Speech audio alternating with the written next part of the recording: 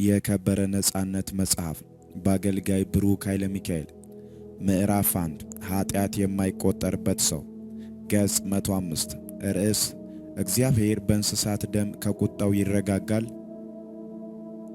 ሰዎች አእምሮአችን ከሕግ በታች ስለታሰረ ለምናደርጋቸው እያንዳንዱ ክፉ ሥራ ፍርድን የማንቀበል ከሆነ እግዚአብሔር ቅዱስ አምላክ መሆኑን ጥያቄ ውስጥ እንከታለን።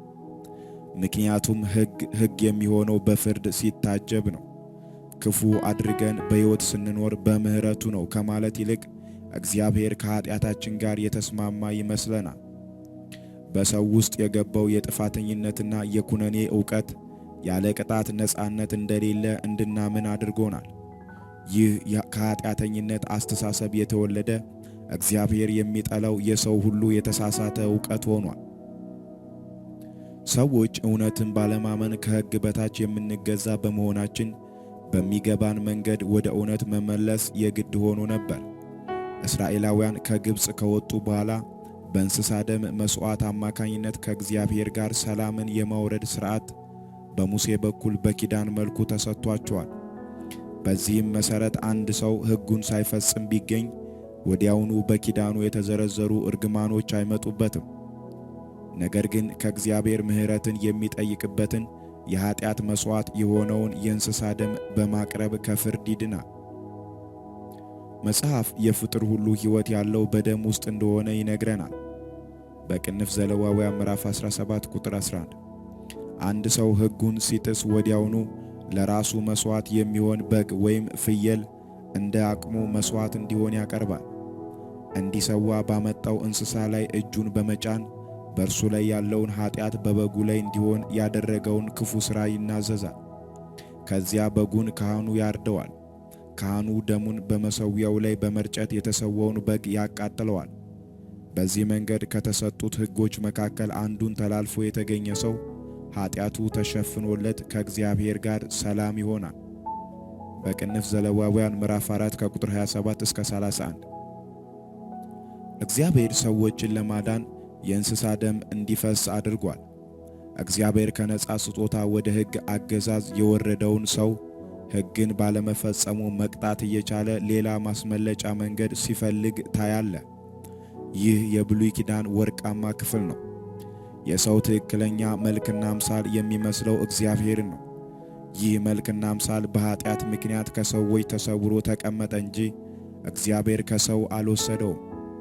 የሰው ኃጢአት እግዚአብሔር ስለ ሰው ያለውን እውነተኛ አመለካከት የሚቀይር አይደለም። እግዚአብሔርን የሚያሳስበው ሰውን በምን መንገድ ነው ወደ እኔ ሐሳብ የማመጣው የሚለው ብቻ ነው። ሰው ባሪያ በሆነበት የውሸት ዕውቀት ምክንያት ከእግዚአብሔር አጥብቆ የሚሸሽ ሆኗል። እግዚአብሔር ክፉ ተግባርህን በእንስሳው አማካኝነት የሚቀጣው ሰው ክፉ ተግባር በድጋሜ እንዳያደርግ ሳይሆን ስለ መተላለፍ የሚገባኝን ቅጣት ተቀብያለሁና ነፃ ነኝ፣ ከእግዚአብሔር ጋርም ሰላም ነኝ የሚልን ዕውቀት ይዞ ወደ እግዚአብሔር እንዲቀርብ ብቻ ነው። የኃጢአተኛን ፍርድ በእንስሳ አማካኝነት መቅጣት ለእግዚአብሔር አእምሮ የሚደረግ ሳይሆን ለሰው ከሕግ በታች የወደቀ አእምሮ የሚደረግ ሥርዓት ነው። ሕግ ሰው ነፃ ለመሆን መቀጣት እንዳለበት ይናገራል። ጸጋ ደግሞ ሳትቀጣ ነፃ ነህ ይላል። ኃጢአትን መቅጣት ሰዎችን ከኩነኔ አስተሳሰብ ለመታደግ የቀረበ ሥርዓት ነው። እግዚአብሔር ስለ ሰው ኃጢአት እንስሳን ስለቀጣ ውስጡ አይረካም ወይም ሰውን የሚወድበት መጠን አይጨምርም።